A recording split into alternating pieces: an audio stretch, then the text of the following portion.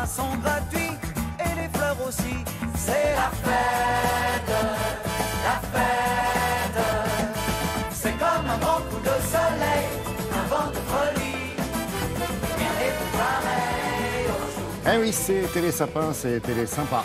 Bonjour Béatrice, bonjour Philippe. Bonjour, nous sommes à 3 jours des fameuses fêtes de Noël. Philippe, vous allez nous proposer une petite sélection alors, de plantes, on va dire festives, qui peuvent habiller votre intérieur et votre table. Exactement. Alors évidemment, les professionnels voient rouge, mais dans le bon sens, c'est-à-dire que c'est le rouge qui sera bien sûr la pièce maîtresse de notre décoration. Alors aujourd'hui, on va parler de plantes. C'est déjà bien vert là. Oui, exactement, de plantes en pot. Demain, on parlera de décoration, plutôt de centre de table. Aujourd'hui, c'est vraiment la plante en pot, la plante que l'on va mettre en scène pour ces fêtes de fin d'année. Alors évidemment, le rouge, mais il n'y a pas que le rouge. Et vous allez voir que je vous ai fait une petite sélection pour l'intérieur, mais également pour le jardin. Regardez. 20% des foyers français concentrent leurs achats de végétaux pour les fêtes de fin d'année. Quels sont ceux qui sont les plus plébiscités? Actuellement, vous allez trouver pas mal de plantes fleuries intéressantes pour égayer vos fêtes de fin d'année, avec la star qui est l'orchidée.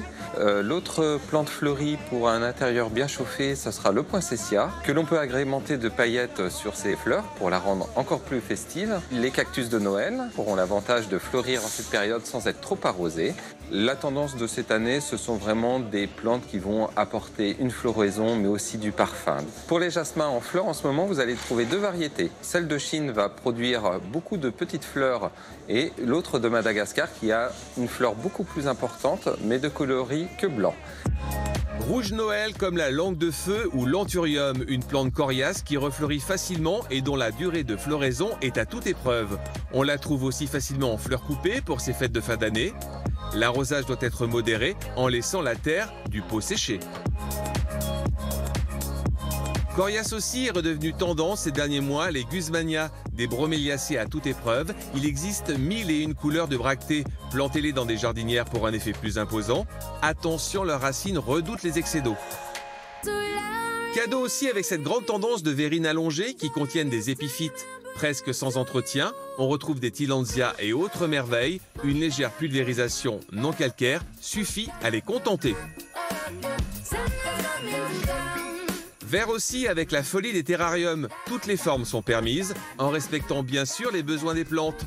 Des paysages arides aux forêts équatoriales, vous voyagerez le temps d'un regard.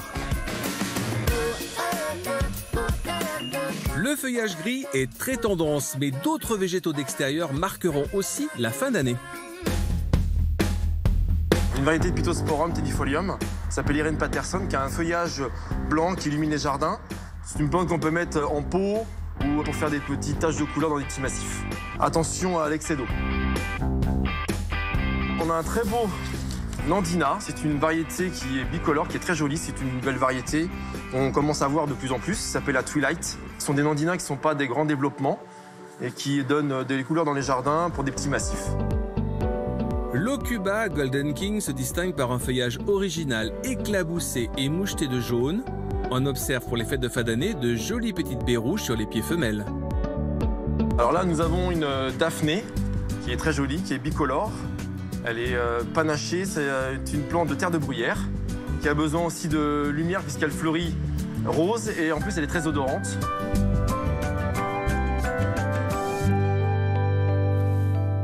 On Fifi, le truc rouge du début, là, ça se garde longtemps là. L'étoile de Noël. Oui, c'est ça. Alors voilà, déjà, toutes les fêtes de Noël. Ensuite, on peut, si on a la chance d'avoir une véranda, on peut le retailler. Donc on passe un petit coup d'eau sous forme de pulvérisation tiède, parce qu'il y a un latex, donc ça le cicatrise. Donc après la taille, on fait toujours ça, et ça peut repousser d'une année sur l'autre. Ça peut monter très haut d'ailleurs, mais il faut avoir une petite véranda quand même. À propos d'entretien, ça me fait penser qu'il faut surtout penser à enlever la poussière des feuilles de toutes ces plantes là. Surtout en ce moment où la luminosité est basse, parce que la luminosité limite la photosynthèse, donc vous avez des désordres physiologiques. La feuille peut devenir jaune, etc., tomber. Pas parce qu'il y a une maladie, parce qu'on entretient mal ces plantes d'intérieur. Voilà, et ne pas hésiter à leur parler à nos plantes, même quand elles sont dans le terrarium. Parler ou les caresser. Effectivement, le terrarium, il y a plusieurs terrariums, désertiques, équatoriales, etc. En règle générale, quand on a quelque chose de plutôt équatorial, on l'arrose toutes les 3 semaines, on met un tout petit peu d'eau, on referme le couvercle et on crée une hygrométrie à l'intérieur. C'est le cas là, de celle qu'on a vue là, qui grimpe partout, qui était dans le Alors tube. Ça, c'est les tillandsias. Les tillandsias, je ne retiens pas tous les noms. C'est très vendu, très vendu. Alors l'idéal, c'est d'avoir une salle de bain éclairée. On les met là. là, et donc elles se nourrissent de l'eau atmosphérique.